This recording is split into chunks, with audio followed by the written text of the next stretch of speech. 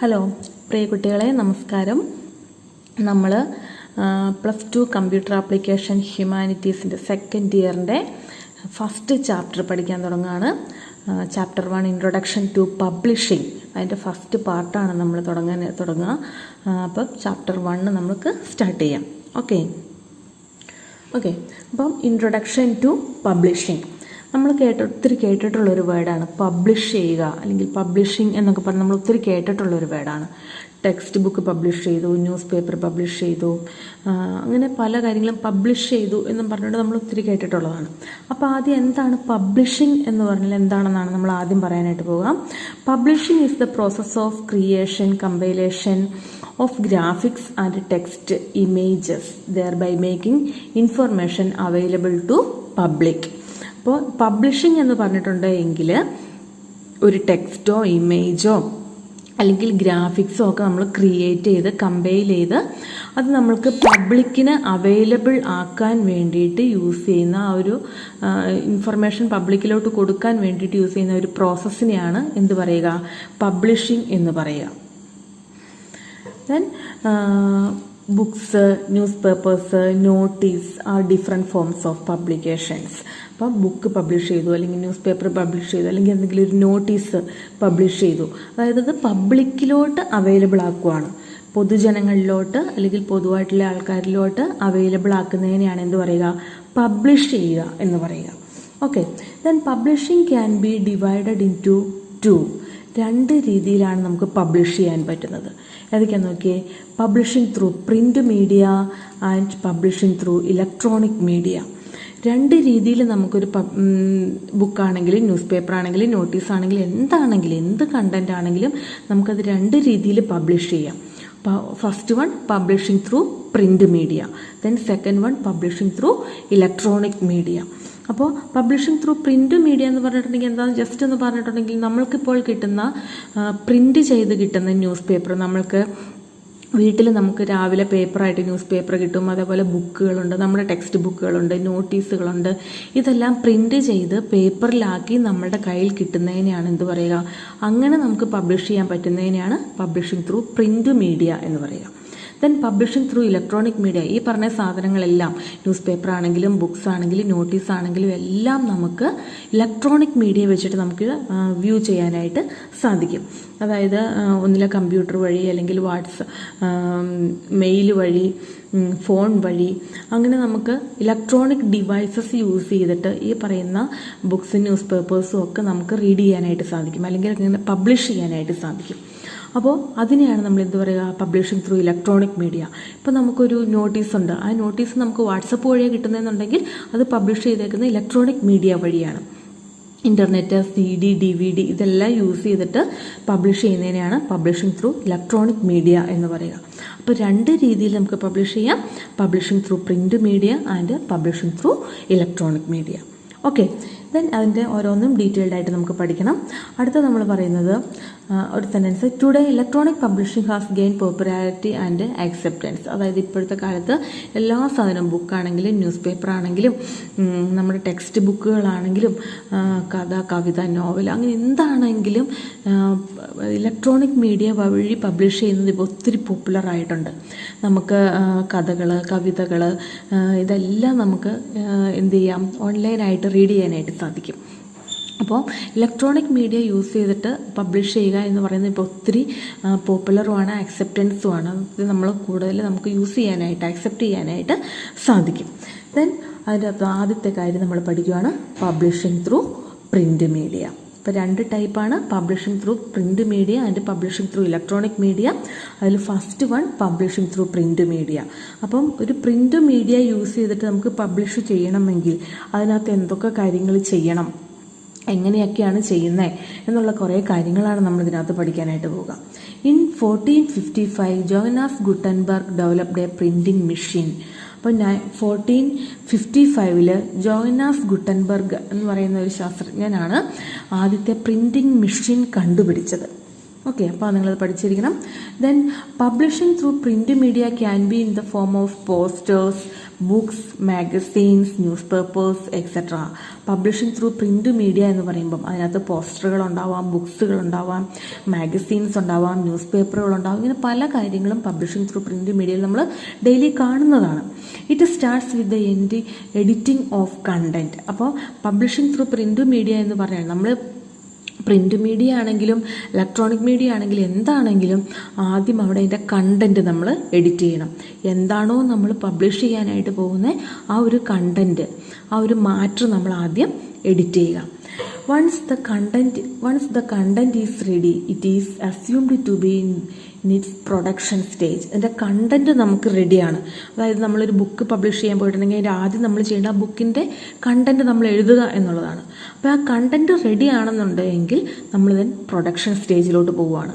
ആ book publish ചെയ്ത് അല്ലെങ്കിൽ ബുക്കിൻ്റെ രൂപത്തിലാക്കി അത് പബ്ലിഷ് ചെയ്യാനായിട്ടുള്ള പ്രൊഡക്ഷൻ സ്റ്റേജിലോട്ട് നമ്മൾ പോവുകയാണ്. അപ്പോൾ അതിൻ്റെ കണ്ടന്റ് ഉണ്ടെങ്കിൽ മാത്രമേ എന്താണെങ്കിലും നമുക്കത് പബ്ലിഷ് ചെയ്യാനായിട്ട് സാധിക്കുകയുള്ളൂ. The different activities in the production R pre press job, printing, post press job. അതായത് ആക്ച്വലി അതിൻ്റെ പ്രിൻറ്റിംഗ് നടക്കുന്നത് പ്രസ്സിലാണ്. പ്രിൻറ്റിംഗ് എന്ന് പറഞ്ഞാൽ പ്രസ്സിലാണ് നടക്കുക. അപ്പോൾ അതിൻ്റെ ഫസ്റ്റ് സ്റ്റേജ് എന്ന് പറയുന്നത് പ്രൊഡക്ഷൻ സ്റ്റേജിലെ പബ്ലിഷിംഗ് ത്രൂ പ്രിന്റ് മീഡിയയിലെ പ്രൊഡക്ഷൻ സ്റ്റേജിലെ ഫസ്റ്റ് സ്റ്റേജ് എന്ന് പറയുന്നത് പ്രീ പ്രസ് ജോബാണ്. അതായത് പ്രസ്സിൽ പ്രിൻറ്റിങ് നടക്കുന്നതിന് മുമ്പ് നടത്തുന്ന ജോബിനെയാണ് എന്ത് പറയുക, പ്രീ പ്രസ് ജോബ് എന്ന് പറയുക. ദെൻ സെക്കൻഡ് പറയുക പ്രിൻറ്റിങ്, ആക്ച്വൽ പ്രിൻറ്റിംഗ് ആണ് അവിടെ നടക്കുക. ദെൻ തേർഡ് സ്റ്റേജ് എന്ന് പറഞ്ഞാൽ പോസ്റ്റ് പ്രസ് ജോബ്, അതായത് പ്രിൻറ്റിങ്ങിന് ശേഷം അതിന് പ്രസ്സിൽ പ്രിൻറ്റ് ചെയ്തതിന് ശേഷം നടത്തേണ്ട കുറച്ച് വർക്കുകളെയാണ് എന്ത് പറയുക, പോസ്റ്റ് പ്രസ് ജോബ് എന്ന് പറയുക. അപ്പോൾ ഈ 3 ആക്ടിവിറ്റീസാണ് പ്രൊഡക്ഷൻ സ്റ്റേജിൽ പറയാനുള്ളത്. അപ്പോൾ അതിൽ ഫസ്റ്റ് വൺ നമ്മൾ പറയാൻ പോവാണ് pre press job. Pre press job makes the document ready for printing. Pre press ജോബിനകത്ത് ആ ഒരു ഡോക്യുമെന്റ് പ്രിന്റ് ചെയ്യാൻ റെഡിയാക്കുക എന്നുള്ളതാണ് ആ ഒരു ജോബിനകത്ത് പറയുക. നമ്മുടെ കണ്ടന്റ് നമ്മളെ കയ്യിലുണ്ട്. ഇപ്പം നമ്മളൊരു ബുക്ക് പബ്ലിഷ് ചെയ്യാൻ, ഞാനൊരു വലിയൊരു നോവൽ എഴുതി അത് പബ്ലിഷ് ചെയ്യാൻ പോകുമ്പം ആദ്യം ആ നോവൽ ഞാൻ എൻ്റെ കൈ കൊണ്ട് എഴുതി തീർക്കുക. ദെൻ അപ്പം അതിൻ്റെ കണ്ടന്റ് റെഡിയാണ്. ദെൻ ആ കണ്ടന്റ് എന്ത് ചെയ്യണം, ഡോക്യുമെൻ്റ് ആക്കണം, അല്ലെങ്കിൽ അത് പ്രിന്റ് ചെയ്യാൻ പാകത്തിന് ഡോക്യുമെൻ്റ് ആക്കി എടുക്കണം. അപ്പോൾ ആദ്യം ചെയ്യേണ്ടത് pre press job makes the document ready for printing. പ്രിന്റിങ്ങിന് വേണ്ടിയിട്ട് റെഡിയാക്കുക എന്നുള്ളതാണ് പ്രീ പ്രസിനകത്ത് ആദ്യം ചെയ്യുക. It is an important stage in which the visual layout is decided. ഇവിടെയാണ് നമ്മൾ, അതായത് പ്രീ പ്രസ് ജോബ് ഈ ഡോക്യുമെൻ്റ് റെഡിയാക്കുക എന്ന് പറയുന്നതിനകത്താണ് അത് ഏറ്റവും ഇമ്പോർട്ടൻ്റ് ആയിട്ടുള്ളൊരു സ്റ്റേജാണത്. അതായത് ആ ഡോക്യുമെൻ്റ് പ്രിൻ്റ് ഔട്ട് ചെയ്ത് കിട്ടിക്കഴിയുമ്പോൾ എങ്ങനെ ഇരിക്കും, അതിൻ്റെ വിഷ്വൽ ലേ ഔട്ട് എങ്ങനെയാണ്, അതിൻ്റെ കളർ എങ്ങനെയാണ്, മാർജിൻ എങ്ങനെയാണ്, ഇങ്ങനെയുള്ള സകലമാന കാര്യങ്ങളും തീരുമാനിക്കുന്നത് ഈ പ്രീ പ്രസ് ജോബിനകത്താണ് വരിക. Then today desktop publishing, DTP full form പഠിക്കണം. DTP software such as Scribus, Adobe InDesign, ക്വാക്ക് XPress et cetera are available for layout ഡിസൈനിങ്. ലേഔട്ട് ഡിസൈനിങ്ങിന് വേണ്ടിയിട്ട് ഇപ്പോൾ കുറേ ഡെസ്ക്ടോപ്പ് പബ്ലിഷിംഗ് സോഫ്റ്റ്വെയർസ് അവൈലബിൾ ആണ്. അപ്പോൾ അതിൻ്റെ എക്സാമ്പിൾസ് ആണ് സ്ക്രൈബേഴ്സ്, അഡോബ് ഇൻഡിസൈൻ, ക്വാക്ക് എക്സ്പ്രസ്. ഇതൊക്കെ DTP സോഫ്റ്റ്വെയർസിന് എക്സാമ്പിളാണ്. അപ്പോൾ ഇത് എക്സാമ്പിൾ പഠിക്കണം കേട്ടോ. അപ്പോൾ ഈ ഒരു സോഫ്റ്റ്വെയർസ്, ഇതിൽ ഏതെങ്കിലും സോഫ്റ്റ്വെയർസൊക്കെ യൂസ് ചെയ്തിട്ട് നമുക്ക് എന്ത് ചെയ്യാം, ഇതിൻ്റെ വിഷ്വൽ ലേ ഔട്ടൊക്കെ കൊടുത്ത് അതിൻ്റെ ആക്ച്വലി ഡോക്യുമെൻ്റ് നമുക്ക് റെഡിയാക്കാം. ഓക്കെ, ദെൻ നമുക്ക് ഡിസൈൻ ചെയ്യാൻ പോകണം. അടുത്തൊരു സ്റ്റേജ് എന്ന് പറഞ്ഞാൽ പ്രീ പ്രസ് ജോബിനകത്ത് ഫസ്റ്റ് സ്റ്റേജ് എന്ന് പറയുന്നത് ഡിസൈനിങ് ആണ്. ഓക്കെ, ഡിസൈനിങ്ങിനകത്ത് നമുക്ക് എലമെൻറ്റ്സ് ഓഫ് ഡിസൈനിങ് പഠിക്കണം, പിന്നെന്താണ് പ്രിൻസിപ്പിൾസ് ഓഫ് ഡിസൈനിങ് പഠിക്കണം. അങ്ങനെ 1-2 കാര്യങ്ങൾ ഡിസൈനിനകത്ത് പറയുന്നുണ്ട്. അപ്പോൾ പ്രീ പ്രസ് ജോബിനകത്ത് നമുക്ക് 4 സ്റ്റേജസാണ് ഉള്ളത്. Designing, then pre flighting, creating a proof, printing plates. ഇങ്ങനെ 4 സ്റ്റേജസാണ് ഫസ്റ്റ് പ്രീ പ്രസ് ജോബിനകത്ത് വരിക. അപ്പോൾ നമ്മൾ ആദ്യം പറയുന്നത് designing. The design of a book has an impact on the readability and success of publication.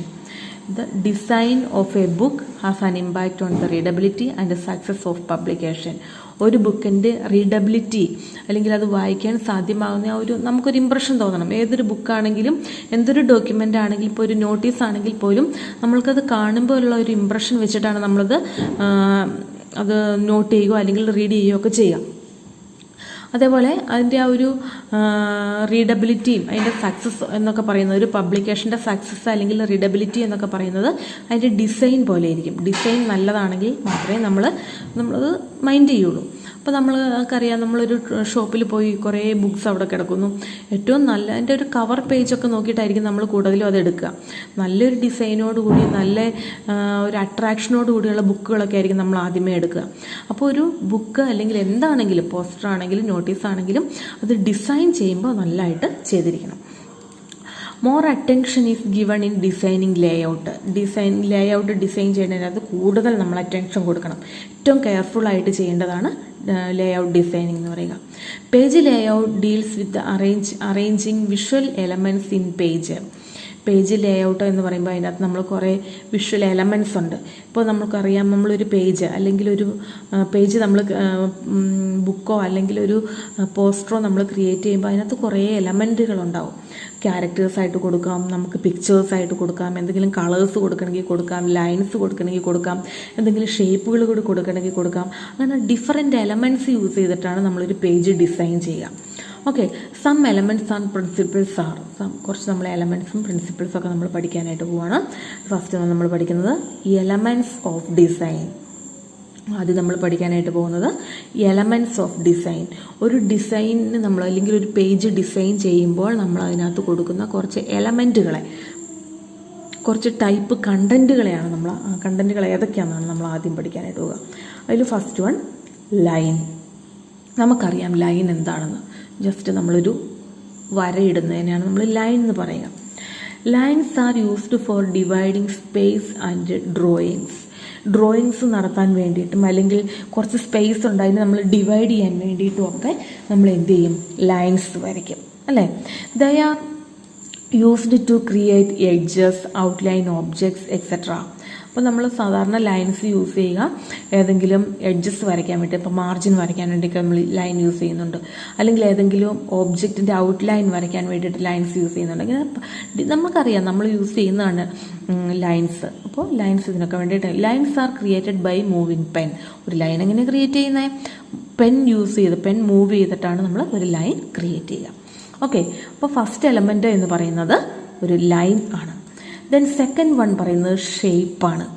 നമ്മൾക്കറിയാം നമ്മൾ ഡിഫറെൻറ്റ് ടൈപ്പ് ഷേപ്പുകൾ, ഇപ്പം സർക്കിൾ ഉണ്ടാവാം, സ്ക്വയർ ഉണ്ടാവാം, ഡിഫറെൻറ്റ് എഡ്ജസ് ഉള്ള ഷേപ്പുകളുണ്ടാവാം, അങ്ങനെ കുറേ ഡിഫറെൻറ്റ് ടൈപ്പ് ഷേപ്പുകൾ നമ്മൾ സാധാരണ നമ്മളൊരു പേജ് ഡിസൈൻ ചെയ്യുമ്പോൾ അല്ലെങ്കിൽ ഒരു പേജ് നമ്മൾ സാധാരണ ഒരു നോട്ട്ബുക്ക് എഴുതുമ്പോൾ പോലും ഈ ഷേപ്പുകളൊക്കെ നമ്മൾ യൂസ് ചെയ്യാറുണ്ട്. Shapes are defined by boundaries കൊടുക്കാൻ വേണ്ടിയിട്ട് നമ്മൾ സാധാരണ ഷേപ്പ് യൂസ് ചെയ്യുന്നു. They are used to emphasize a portion of page. ഒരു പേജിൻ്റെ ഏതെങ്കിലും ഒരു പോർഷൻ എംഫസൈസ് ചെയ്യാൻ വേണ്ടിയിട്ട്, നമുക്കൊന്ന് എടുത്ത് കാണിക്കാൻ വേണ്ടിയിട്ട്, കുറച്ചും കൂടെ എന്താ പറയുക, നോട്ടീസ് ചെയ്യാൻ വേണ്ടിയിട്ടൊക്കെ നമ്മൾ എന്ത് ചെയ്യാം, ഷേപ്സ് യൂസ് ചെയ്യാം. Shapes have 2 dimensions, length and width. ഒരു ഷേപ്പ് എന്ന് പറഞ്ഞിട്ടുണ്ടെങ്കിൽ അതിന് ലെങ്ത് ഉണ്ടാവാം, വിഡ്ത്ത് ഉണ്ടാവാം. ഡിഫറെൻറ്റ് ഡയമെൻഷൻസ് ഉള്ളതാണ് ഷേപ്പ് എന്ന് പറയുക. അപ്പോൾ 2 എലമെൻറ്റ് നമ്മൾ പറഞ്ഞു, ലൈൻ പറഞ്ഞു, ഷേപ്പ് പറഞ്ഞു. ദെൻ തേർഡ് വൺ പറയുന്നത് കളേഴ്സ്. കളേഴ്സ് എന്ന് പറഞ്ഞാൽ എന്താ? Colour is one of the noticeable element of design. ഒരു ഡിസൈൻ നമ്മൾ കൊടുക്കുമ്പോൾ അവിടെ നമുക്ക് പെട്ടെന്ന് നോട്ടീസ് ചെയ്യാൻ വേണ്ടിയിട്ട്, അല്ലെങ്കിൽ ഇപ്പോൾ നമുക്കറിയാം നമ്മുടെ കയ്യിലൊരു പോസ്റ്റർ അല്ലെങ്കിൽ ഒരു നോട്ടീസ് നമ്മുടെ കിട്ടിയിട്ടുണ്ടെങ്കിൽ ഡിഫറെൻറ്റ് ടൈപ്പ് കളേഴ്സ് അതിനകത്ത് യൂസ് ചെയ്തിട്ടുണ്ട്. അപ്പോൾ ക്യാരക്ടേഴ്സ് അല്ലെങ്കിൽ അതിൻ്റെ അകത്ത് ടൈപ്പ് ചെയ്ത് വെക്കുന്ന ടെക്സ്റ്റുകൾ ഡിഫറെൻറ്റ് കളേഴ്സ് ആവാം, അല്ലെങ്കിൽ അതിൻ്റെ അകത്ത് എന്തെങ്കിലും പിക്ചേഴ്സ് ഉണ്ടെങ്കിൽ അത് ഡിഫറെൻറ്റ് കളേഴ്സ് ആവാം. അങ്ങനെ ഒരു പേജിൽ നമ്മൾ ഡിഫറെൻറ്റ് കളേഴ്സ് യൂസ് ചെയ്യും. അതെന്തിനു വേണ്ടിയിട്ടാണ്? കൂടുതൽ അട്രാക്റ്റീവ് ആക്കാൻ വേണ്ടിയിട്ടാണ്. അപ്പോൾ കളർ എന്ന് പറയുന്നത് ഒരു element. Background colour can be applied to lines, shapes etcetera. ലൈൻസിനോ ഷേപ്സിനോ ഒക്കെ വേണം നമ്മൾ ബാക്ക്ഗ്രൗണ്ട് കളർ വേണമെങ്കിൽ നമുക്ക് കൊടുക്കാം. അല്ലെങ്കിൽ ഈ ലൈനും ഷേപ്പും ഒക്കെ വരയ്ക്കുമ്പോൾ അതിൻ്റെ ആ എഡ്ജസിന് വേണമെങ്കിൽ കളേഴ്സ് കൊടുക്കാം, ടെക്സ്റ്റുകൾക്ക് കളർ കൊടുക്കാം. അങ്ങനെ എന്തിനു വേണമെങ്കിലും നമുക്ക് കളർ അപ്ലൈ ചെയ്യാം. അപ്പോൾ ഒരു എലമെൻറ്റ്, നെക്സ്റ്റ് എലമെൻറ്റ് എന്ന് പറയുന്നത് കളേഴ്സാണ്. ദെൻ ഫോർത്ത് വൺ പറയുന്നത് സ്പേസ്. സ്പേസ് എന്ന് പറഞ്ഞിട്ടുണ്ടെങ്കിൽ വെറുതെ കളറും ഇല്ല, ടെക്സ്റ്റും ഇല്ല, ഡ്രോയിങ്സും ഇല്ല, ഒന്നും ഇല്ലാണ്ട് വെറുതെ കിടക്കുന്ന സ്പേസ്. ഇതാ ഇപ്പോൾ ഈ കിടക്കുന്ന പോർഷൻ സ്പേസ് ആണ്. നമ്മളവിടെ സ്പേസ് യൂസ് ചെയ്താലേ അത് കൂടുതൽ അട്രാക്റ്റീവ് ആവുകയുള്ളൂ. ഇപ്പോൾ നമ്മൾക്ക് ഈ ഒരു പേജിലാണെങ്കിൽ പോലും എല്ലാ ടെക്സ്റ്റുകളും കൂടി ഒരുമിച്ച്, ഇടയ്ക്ക് സ്പേസ് ഒന്നും കൊടുക്കാണ്ട് വളരെ അടുത്തടുത്ത് എല്ലാം കൂടെ ഒരുമിച്ച് വന്നിട്ടുണ്ടെങ്കിൽ ഒരു ഭംഗി ഉണ്ടാവില്ല കാണാൻ. അപ്പം നിങ്ങൾക്കത് ശരിക്കും മനസ്സിലാവണം എന്നുണ്ടെങ്കിൽ എന്ത് കൊടുക്കണം? അവിടെ സ്പേസ് കൊടുക്കണം. A space is an area in a document where there is no text or graphic. ഒരു ഡോക്യുമെന്റിനകത്ത് ടെക്സ്റ്റും ഇല്ല, ഗ്രാഫിക്കും ഇല്ലാണ്ട് വെറുതെ എംപ്റ്റി ആയിട്ട് കിടക്കുന്ന ഏരിയനെയാണ് എന്ത് പറയുക? സ്പേസ് എന്ന് പറയുക. White space are used to guide attention of readers etc. Then white space, വെറുതെ വൈറ്റ് സ്പേസ് എന്ന് പറയുന്നത് റീഡേഴ്സിൻ്റെ അറ്റൻഷൻ കൊടുക്കാൻ വേണ്ടിയിട്ട്, അങ്ങനെ വേണ്ടിയിട്ടാണ് സ്പേസ് യൂസ് ചെയ്യുക. Space can be 3D. It has with, height etcetera. അതായത് നമ്മൾക്കിപ്പോൾ ഒരു പിക്ചർ ഉണ്ട് എങ്കിൽ, ഇപ്പോൾ എന്താ പറയുക, നമ്മുടെ ടെക്സ്റ്റ് കൊടുത്തേക്കുന്ന ഒരു പിക്ചറാണ്, നമ്മളൊരു ട്രെയിൻ പോകുന്നൊരു പിക്ചറാണ് നമ്മൾ ടെക്സ്റ്റ് കൊടുത്തേക്കുന്നത്, ഒരു റെയിൽവേ പിക്ചർ. അപ്പം അതിൻ്റെ മുകളിലൊരു സ്പേസ്, അല്ലെങ്കിൽ നമുക്ക് ഇപ്പോൾ സ്കൈയെ നമ്മൾ അപ്ലൈ ചെയ്യാൻ വേണ്ടി, അല്ലെങ്കിൽ ആകാശം നമുക്ക് കാണിക്കാൻ വേണ്ടിയിട്ട് അവിടെ വെറുതെ വൈറ്റ് സ്പേസ് കൊടുത്തിട്ടുണ്ടെങ്കിൽ നമുക്ക് അങ്ങ് അകലെ അതിൻ്റെ സ്കൈ ആയിട്ട് നമുക്ക് തോന്നാറുണ്ട്. അപ്പം അതിനൊരു ഡെപ്ത് വരും ആ ഒരു സ്പേസിന്.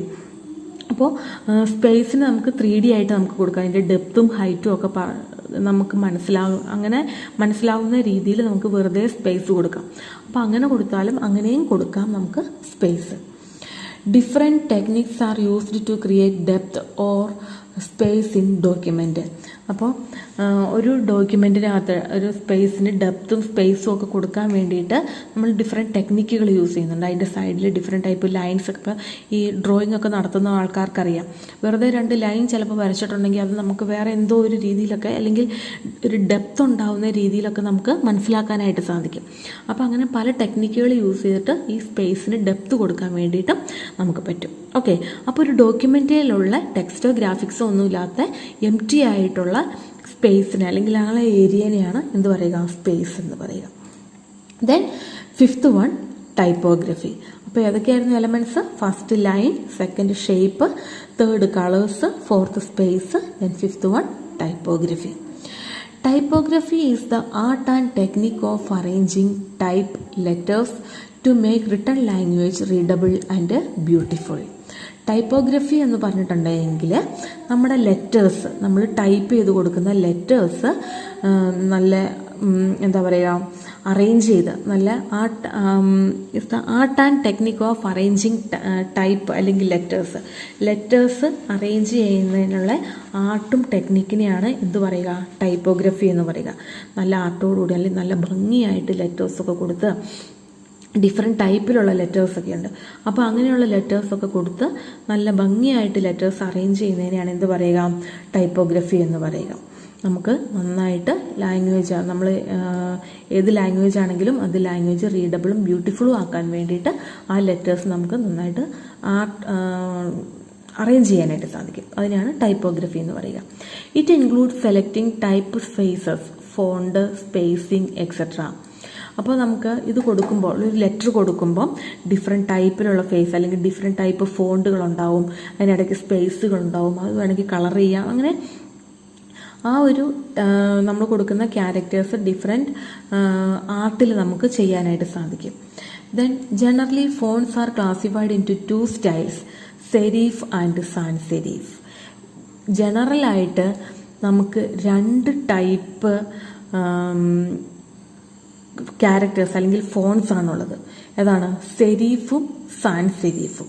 2 ടൈപ്പ് ഫോൺസ് ആണ് നമ്മൾ ടൈപ്പോഗ്രഫിയിൽ യൂസ് ചെയ്യുക. Sans serif fonts without feet. അതായത് നിങ്ങൾക്കിവിടെ കണ്ടാൽ മനസ്സിലാവും എന്ന് ഞാൻ വിശ്വസിക്കുന്നു. ഇതാ ഇവിടെ ഒരു ക്യാപിറ്റൽ എ എന്ന് പറയുന്നത് അതിൻ്റെ താഴെ സ്ട്രെയിറ്റ് ആയിട്ട്, അല്ലെങ്കിൽ അതിൻ്റെ താഴെ ഒരു ഫീറ്റ് ഇല്ലാണ്ടാണ് കിടക്കുക. ഞാനത് എക്സാമ്പിൾ കുറച്ചും കൂടെ സൂം ചെയ്ത് കാണിച്ചു തരാം. നോക്കിക്കേ, ഈ കിടക്കുന്ന എ എന്ന് പറയുന്നതും ഈ കിടക്കുന്ന എ എന്ന് പറയുന്നതും രണ്ടും നിങ്ങൾക്ക് ചില വ്യത്യാസങ്ങളൊക്കെ കാണാം. അതായത് ഇതിൻ്റെ താഴെ, ഇവിടെ നിങ്ങൾക്ക് താഴെ ഒരു ഫീറ്റ് പോലെ കാണാം. ഈ എയുടെ താഴെ ചെറിയൊരു ഫീറ്റ് പോലെ അല്ലെങ്കിൽ ഒരു വര നമുക്ക് ഈ എയുടെ താഴെ കാണാം. ഇവിടെ ഈ എയ്ക്ക് താഴെ വിത്തൗട്ട് ഫീറ്റാണ്, ആ ഫീറ്റ് ഇല്ലാണ്ടാണ് ഈ ഒരു എ കാണിച്ചേക്കുന്നത്. അപ്പോൾ സാൻസ് സെരീഫ് എന്ന് പറയുന്നത് വിത്തൗട്ട് ഫീറ്റ് ആയിട്ടുള്ള ലെറ്റേഴ്സിനെയാണ് സാൻസ് സെരീഫ് എന്ന് പറയുക. സെരീഫ് എന്ന് പറഞ്ഞിട്ടുണ്ടെങ്കിൽ വിത്ത് ഫീറ്റ്, എൻ്റെ താഴെ ഫീറ്റുള്ള ലെറ്റേഴ്സിനെയാണ് എന്ത് പറയുക, സെരീഫ് എന്ന് പറയുക. അപ്പോൾ ഈ ഒരു 2 എ കണ്ടു കഴിയുമ്പോൾ നിങ്ങൾക്ക് മനസ്സിലാവുമെന്ന് വിചാരിക്കുന്നു. സെരീഫ്, ഈ എ സെരീഫാണ്, ഈ എ എന്താണ്, സാൻസ് സെരീഫാണ്. ഓക്കെ, ക്ലിയർ ആയെന്ന് വിചാരിക്കുന്നു. ഓക്കെ, അപ്പം ഇത്രയുമാണ് നമുക്ക് ഡിസൈനിങ്ങിനകത്ത് വരിക. Elements of design, lines, shapes, colours, space, typography. അപ്പോൾ നമ്മൾ എന്തായിരുന്നു പറഞ്ഞു വന്നത്, publishing 2 type, publishing through print media and publishing through electronic media. Then publishing through print മീഡിയയിൽ പ്രൊഡക്ഷൻ സ്റ്റേജിനകത്ത് 3 എണ്ണമാണ്: pre press job, printing, post press job. Then pre press ജോബാണ് നമ്മളിപ്പോൾ പഠിച്ചുകൊണ്ടിരിക്കുന്നത്. അതിനകത്ത് ഡിസൈനിങ് എന്ന് പറയുന്ന ഫസ്റ്റ് സ്റ്റേജിനകത്താണ് നമ്മൾ പറഞ്ഞുകൊണ്ടിരിക്കുന്നത്. അത് എലമെന്റ്സ് ഓഫ് ഡിസൈനിങ്ങിനകത്ത് എലമെന്റ്സ് ഓഫ് ഡിസൈനിങ് ആണ് നമ്മളിപ്പോൾ പറഞ്ഞത്. ഓക്കെ, അപ്പോൾ ഈ പാർട്ട് ഞാൻ ഇവിടെ കൊണ്ട് നിർത്തുവാണ്. ബാക്കി നമുക്ക് നെക്സ്റ്റ് പാർട്ടിൽ കാണാം. Okay, thank you.